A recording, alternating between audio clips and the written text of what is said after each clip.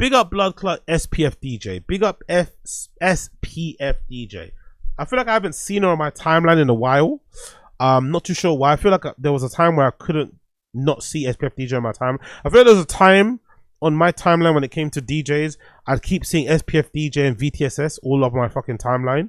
Not too sure if they're even still friends anymore, or if I'm misremembering, or were never friends before, or they played together too much. But I feel like I always kept seeing, maybe it was around COVID times, I kept seeing SPF DJ and VTSS on my fucking timeline and shit. Now I don't really see them too much. I know VTSS is doing more like, you know, artist stuff and singing and shit. You know, not the best singer in the world, but her songs have got some bops to it as well. It kind of reminds me a little bit of Nina Kravitz doing her little thing there. But SPF DJ was all over the place when I was, you know, browsing DJ content during COVID lockdown times, but not so much now. So somebody sent me this video. Big up Ali, big up Blood Clot Ali for sending me this. Someone sent me this clip of SPF DJ ranting and moaning about the scene while in the bath, I'm guessing naked, talking about the scene and whatnot and her position in it and whatever she thinks about it going forward. And it just got me thinking, like, why going for SPF DJ? Is she all right? Is she going through something? Is this just her kind of sharing her opinion on the scene that we all do out online, or is she kind of struggling with something? Like, what's going on? Because this kind of looks unhinged. It sounds unhinged, but maybe it isn't as unhinged as I'm thinking it. Maybe she's just sharing her opinion on scene, giving her 2 cents, especially as somebody that's actually a professional DJ. It's probably nice to kind of hear, or interesting and refreshing to hear his perspective from someone like this, who's actually, you know, on the front lines playing all these places. But let's hear SPF DJ's opinion on the scene and what's going on, because I think this video, from the brief bits I've watched of it, was kind of all over the place, but, you know, some interesting parts to kind of dissect and talk about. You're either a TikTok clown or a credibility zombie. I don't usually do this selfie monologue kind of thing, especially not in a bathtub, but fuck it. When inspiration strikes. So I came up in the scene pushing the extremes, high energy sets. Let's relax, babe. You're just DJing. There is no pushing of the extreme. You're just a fucking DJ. You're pressing Q and play on a fucking CDJ. It's not that deep. Pushing the extremes, you know? Like, pushing the extremes is fucking doing a handstand push-up on the fucking decks as you're playing. Pushing the extremes is doing backflips mid-blend.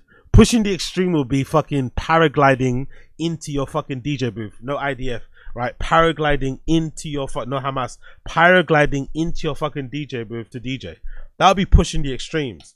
DJing blindfold at fucking Berghain. DJing blindfold at fucking Glastonbury, right? These big events, Coachella and shit. That's fucking high energy, high pressure shit. But just playing generally, let's relax. Let's relax. No rules, multi-genre infusions. Multi-genre, no, like, I think that term multi-genre is so fucking ridiculous. The fact that you have to have the, because it's a thing, right? Like, you have to kind of specify or specialize in a particular thing. You have to be like, you know, this is my genre.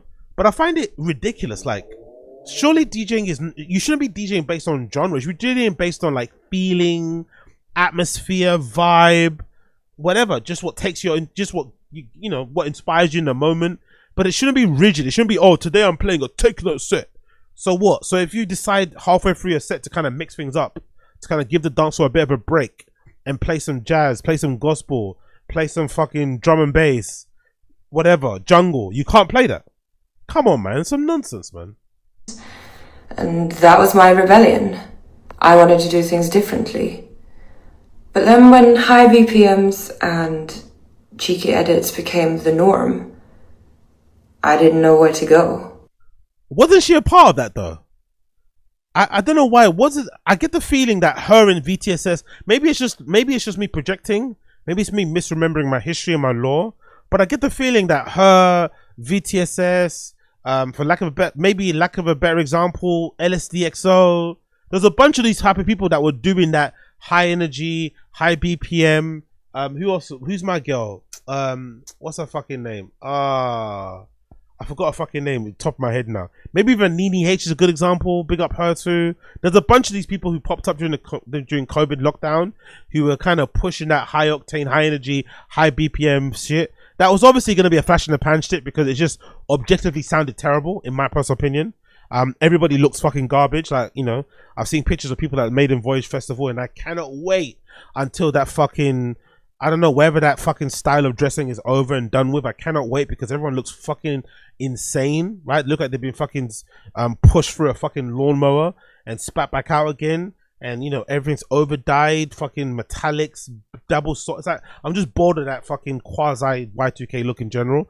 But that sound was always going to be a flash in the pan. But I felt like these, at least SPF and stuff, they were the forebearers in that sort of shit. So I find it interesting that she's sort of criticizing that sound when it was, I feel like, something that I kind of associated with her to begin with. But I could be wrong.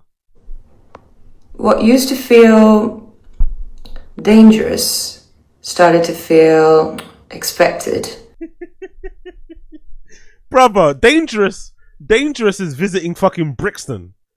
Back in the day when I was in secondary school and you lived in East London, you had to go on a fucking school trip and they took you to Brixton on the fucking train and you popped out of the station and had to walk through the fucking little shopping centre thing wearing your fucking school uniform, and all the other kids, and you happened to go there during lunchtime, so all the other schools were out on lunch break too, and they knew you weren't from the ends, and you had your, back in our day where I went to Royal Docks and we had our fucking bright green jumper with a white polo top on, with a fucking massive yellow badge on the side here as well. That's fucking pressure. That's fucking pressure, right? Going to like warring ends, or even coming to places like Stratford and shit if you're from Canning Town, that was fucking pressure. But come on, man, DJing is not pressure, man. Let's relax, man. It should be. It's probably one of the best, funnest jobs in the world. It should be fun. If you're feeling like it's the most pressured thing you ever done, you probably need some perspective. You probably need some real world life experiences. You probably need to touch some grass. You probably need to help out in a soup kitchen or two. You probably need to ground yourself in reality. If anything, you probably need to go online on LinkedIn and check out other people that are your age, maybe living in a place that you're living in, and see what they're doing day to day. You know, and that will kind of maybe ground you and make you understand that, hey, you know what? My life ain't that bad. You know, maybe the pressure in sending invoices and waiting for the payments and stuff, but when they come through, we're talking multiple thousands. Let's fucking relax. Some people will never get paid what you get paid as a DJ, and they're working, you know, a fucking dead end job somewhere, and they're making it work, and they don't feel as much pressure as you do. Like, let's fucking simmer down a little bit here. And then half the scene turned their noses up at anything that wasn't real techno. So I found myself stuck. Am I okay? My nipples aren't showing, right?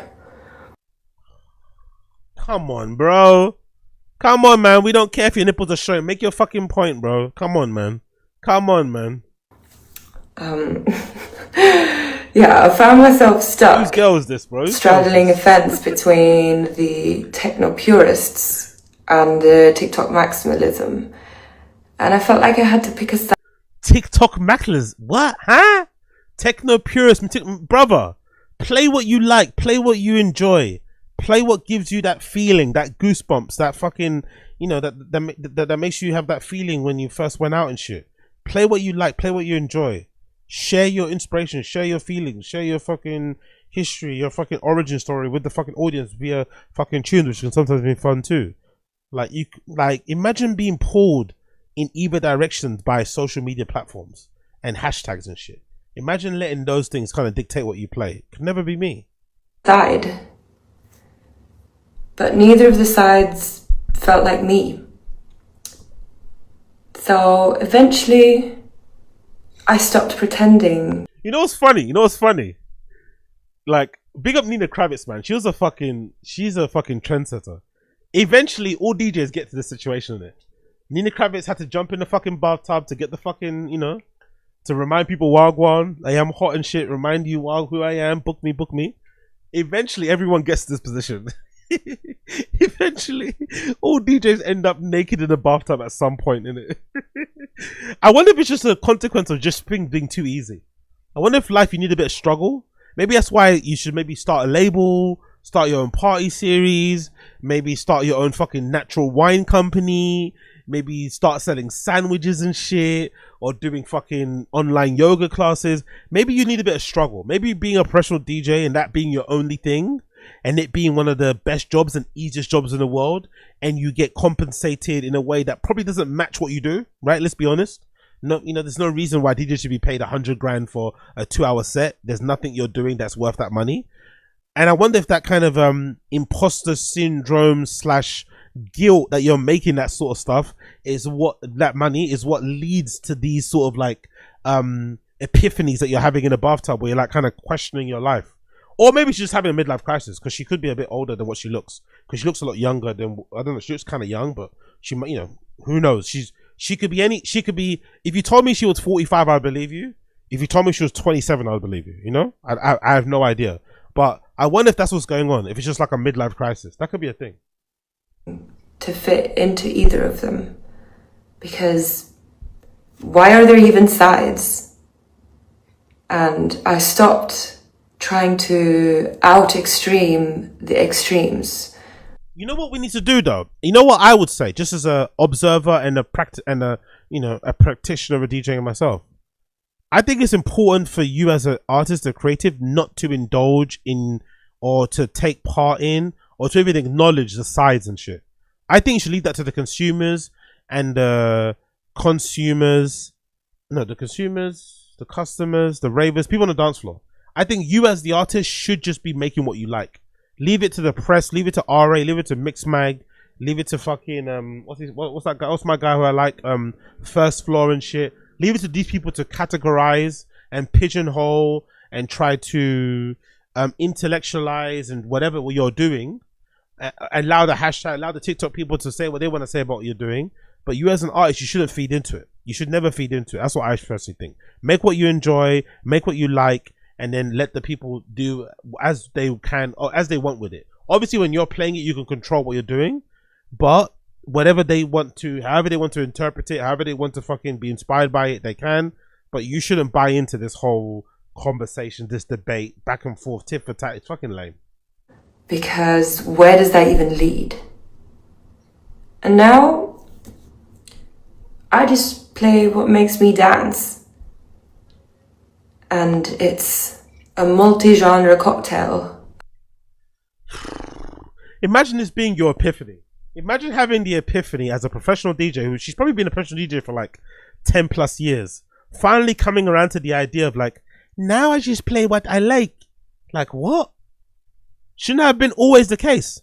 That's one of the benefits of being a pro at her level, is that you get to play what you like. Being somebody at my level, you don't. You have to kind of earn the right to play what you like.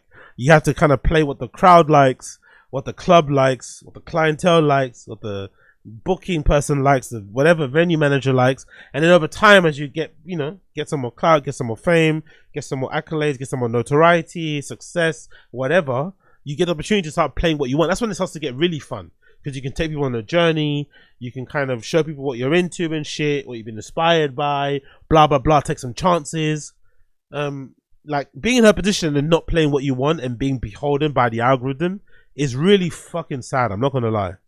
Of fun, definitely not chin strokey bullshit. You can call it whatever the fuck you want. You don't need to like it. It doesn't have to make sense to everyone, because it finally makes sense to me. I wonder if at the heart of all of this is just her realizing that a lot of DJs are lapping her. I wonder if that's what the heart of it, because it's a really strange. It's like this doesn't need to be shared with anybody, really. No, this epiphany, this kind of revelation. Like I don't know. Like I think most people out there are probably just, especially in a sea of everybody chasing virality and chasing trends and chasing the algorithm.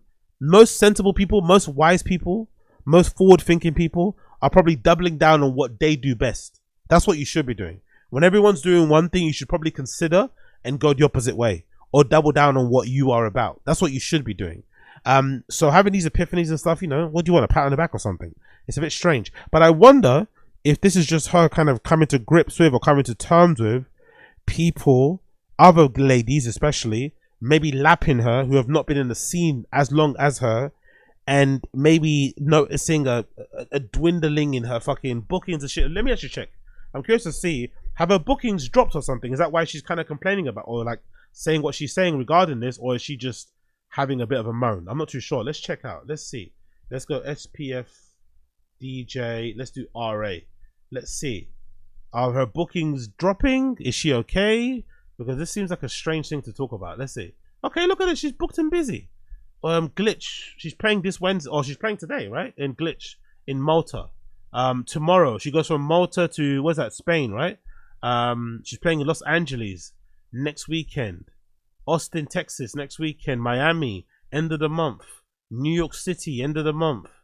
The Greece gig got cancelled, but then she's playing in Paris, Belgium. Coming to London in September, Glasgow.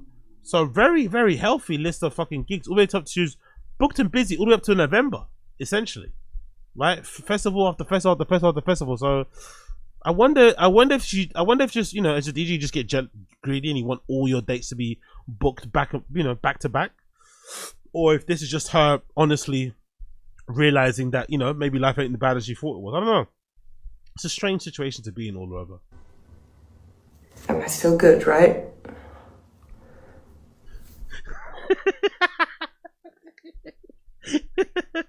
She gave us a duck lips. I'm still good, right? SPF DJ, what are you doing, girl? You're better than this, man. You're better than this, girl. What are you doing, man? What are you doing? I'm still good, right? She gave us a little duck lip. She gave us a little fucking the little bimbo lips, right? She gave us a little bonk on it. Big up Anna Cashin and Dasher from Red Scare. They've got a good description of why like guys like Sydney Sweeney and shit, right? Because I think they describe her as having that look of a girl that's been bonked on the head, like slightly redacted, like, you know, like guys like that kind of thing, because you're like, you know, there's not much going on there, you know, you're essentially just a sexual object in that respect. You don't really talk back that much, but yeah, that's amazing. The little, can you see my big fat tits? Sorry, are my juicy pink nipples peeking through right now? Oh, what a fucking legend. Big up SPF DJ. After the pandemic, you were either a TikTok. Okay, cool. So she said what she said. I don't know, man. I think she's probably going through a little midlife crisis, quarter life crisis, whatever she's going through. I think there's probably just a realization that, you know, people are in and amongst her are probably lapped her, and she's probably coming to terms with it. And the way she's coping with it is by saying that now I'm a true DJ. I play what I like. I'm not involved in the algorithm. But it's like, bro, don't hate the player. Hate the game. It is what it is. I think if anything, there's a room for everybody nowadays. I don't think we used to live in a time where the TikTok person would take up all the space and they'd be on all the fucking lineups. But I feel like those people who smash it on TikTok, who smash it on social media, the guy I can think of is that guy. What's his name? Is it like 666? 666 something, whatever. I think those type of people, they play at certain raves, right? Like even somebody I was talking to actually about what's his fucking name? Party Boy 69, all those type of people. Those type of people that you describe as TikTok techno DJs, they don't take up space for people like SPF DJs because they're not getting booked in the same venues or the same place or the same festivals. They play in other places, in other situations, other lineups. So there's room for everybody. Literally everybody gets to eat. Nobody's taking from everybody else. So you don't really need to worry about what they're doing anyway. Just focus on what you're doing, and give the fans what they want to hear. Play what you like. Play what you enjoy. Especially when she's at her level, you get the chance to do so. Why wouldn't you take the opportunity? And I really do hope that, you know, this realization is going to lead to like some creative ideas and stuff going forward with her own stuff that she's going to do. But I just think this is it kind of seems like a bit of a cope. It kind of comes across like she's having a bit of a mental breakdown, which again, you know, is completely understandable given the job that she has and all the success that's come to her early on. Maybe now questioning what the next step is. What am I going to be doing forever? Am I just going to be standing behind this booth pressing Q and play every time, or is there more out there for me? Who fucking knows? But big up SPF DJ same way. Big up SPF DJ same way. What are people in the comments saying? What are the comments saying? Patrick Mason says, love this for you. All the bullshit fades away once you know you're tuning into yourself. Funny coming from him, to be honest. But hey, big up Patrick Mason. Big up Bedroom Fantasies. Who's this person? Says, thank you for sharing this. It's been a weird journey musically and I feel stuck. mainly frustrated because everyone is trying so hard to fit into these boxes, and I was afraid I would go towards it. But you're 100% right about playing whatever you. Honestly, maybe I just have supreme confidence in myself as a person. I never have these feelings of frustration when it comes to DJing and shit or making. It's just not that deep. You just play what you enjoy, play what you like. Obviously, you might, if you want to kind of jump on the viral virus or jump on the viral wave, sorry, you might pop in a little fucking pop edit from here and there from time to time to mix things up again and to kind of get people's attention, to kind of get the clicks going, right? But it's not really about that, really. Just play what you enjoy, play what you like, especially nowadays where everyone's kind of going in one direction. Like if everyone's going 150 BPM plus, you should probably double down on 120 BPM and under, you know, just to kind of mix it up so you kind of stand out more. But it should be obviously based on what you're into. Like, it's not that deep, really. I'm confused why people are so petrified by this sort of shit. It's just DJing, man. It's not that deep. It's just fucking DJing. Most of it, you're DJing other people's music anyway. It's not like you're DJing your own music and you're getting judged for that, which would be doubly fucking hurtful. You're playing other people's music. It's not that deep, man. Just take a deep breath. Fucking hell. Boys Noise, story of my life. I don't like the cheesy stuff, but I like to be silly sometimes. I love real techno, house or whatever, classic sound, but why being elite about it? I get the purist, but never try to please anyone but yourself in the moments. I guess a good DJ can balance it. Most importantly, you have to feel inspired. DJing, feel inspired, just play the music, bro. Honestly, some of these motherfuckers, man, so pampered. Feel inspired, bro. Just play the music. This is your job. Like, play the music, turn up on time, play the set, put on a good show, and go home about feel inspired, bro. Clock in and clock out. And fuck Boys Noise, by the way. He's a great producer, but one of those guys that never fucking answers request. When you answer fucking tune IDs or song ID things, he always fucking airs people. So I'm not a fan of him in that regard. But big up Boys Noise same way. DJ Rebecca, play what the fuck you want. Definitely don't take her advice, because what she's playing now. Again, love the woman. She says a lot of cool stuff, interesting stuff about the scene and shit. But what DJ Rebecca plays now is fucking horrendous. I'm not sure if she's even. Is she? Like, I wonder if she's actually into this stuff that she plays, or if she's just like trying to pay her bills. But the stuff I hear DJ Rebecca playing nowadays is just truly atrocious. Let's see if I can see a pin quote. This is from when? This is from 62 weeks ago, right? Her playing at Boiler Room. What is that? What is that? Say what again? By the way, big up the tight tops, by the way. Big up the tight tops with no bra. We love to see it, right? Tits bouncing up and down. Great engagement bait. But this is fucking horrendous. Say what again? Hey. Let's go on another pin quote. Another pin quote. I'm not your devil anymore.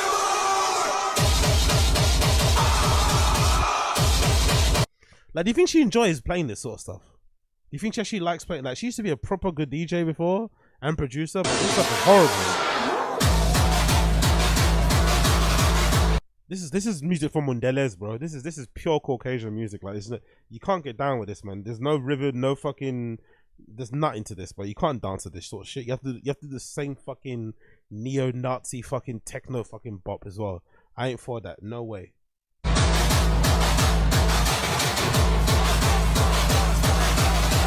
Can you imagine going to a festival, listening to this shit the whole day, the whole weekend? Going to a festival playing this sort of shit.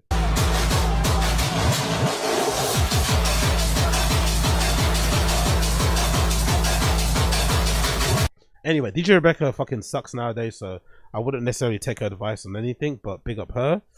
Play what the fuck you want, produce what you want, be authentic. Honestly, it's not that serious. The people that are energetical match to your style. Energetical, is that even the word? However, it changes throughout your journey. It will always be drawn to you. Okay, cool. But again, never listen to a set she's playing. Darky says, what? I found my freedom when I stopped trying to fit myself into a certain boxes. I love how honestly, man, first world problems, isn't it? I fit into too many boxes. They're trying to put me into the hot girl box. Oh, too many bookings being a hot girl. I need to fit into my own box. Like, brother, just play your set, man, and go home. I accepted that I'm not underground anymore. I'm not underground enough for techno purists. Duh. Like, why is that even a thing? Anyway, not commercial enough for the mainstream scene. Why would you want to be? Just want to be myself and play what I love with zero expectations. I so absolutely feel you. Thank you so much for honestly, man. This is just like garbage, yo. Some Maron, even my guy Maron's on here. What's he saying? Playing what makes you dance is exactly what makes you love what you do forever. Exactly, that's how it always should be, though. Why are these motherfuckers making it more complicated than what it should be? Another person, who's this? OT says, as I also said before, we are just having fun. Why would you say this, bad? As I also said, we were saying before. Is that you're trying to tell us that you speak to this person like privately? We don't give a fuck. As I also said before, like, brother, we don't know you. Why are you telling us this? But anyway, I guess, hey, stop putting everyone in boxes and brand them with style. It's a party, relax. Great anyway. Another person says, bring back the true techno. I don't know what does that mean, true techno? Does that mean just more white people on the dance floor? The one Berlin, Detroit and shit, and the modern touch, the techno nowadays that is more hard techno stuff, it's gonna die at any moment. No, it isn't. Like, it's bigger than ever, mate. Just let them do what they're doing. You do what you do. It's gonna die at any moment, but underground scene is still here. It's better and healthy. Yeah, I guess. What another person says here, Kitty forever. Industry interactions keep asking. So let's go back here. Industry interactions keep asking, how would you describe your sound? My answer is more and more I wouldn't. Because why? I know every day it will be a different thing. I feel different towards music depending on the setting, context, emotion, even weather. It keeps okay. Watch out for fucking Storm over here. Watch out for fucking Storm over here. It keeps changing. Thank God, as I keep getting inspired, bless. And any description of it would not only fail but restrain it and create expectations that can only set people and myself up for disappointment. I see your place as DJs as people with a special connection. Oh, fuck off. Special connection and listening capability to what's out there. Like, what?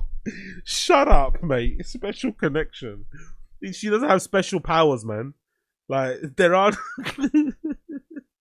They're not fucking mutants. Like, allow it. Special connection and listening capability to what's out there.